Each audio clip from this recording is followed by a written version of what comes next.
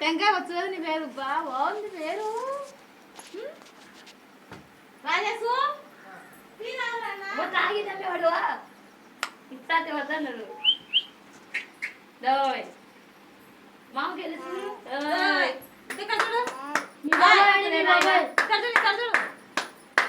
నీ టెంకాయ వచ్చు కదా టెంకాయ వచ్చు కదా నీది కాదను టెంకాయ వచ్చులే అంతరంగనే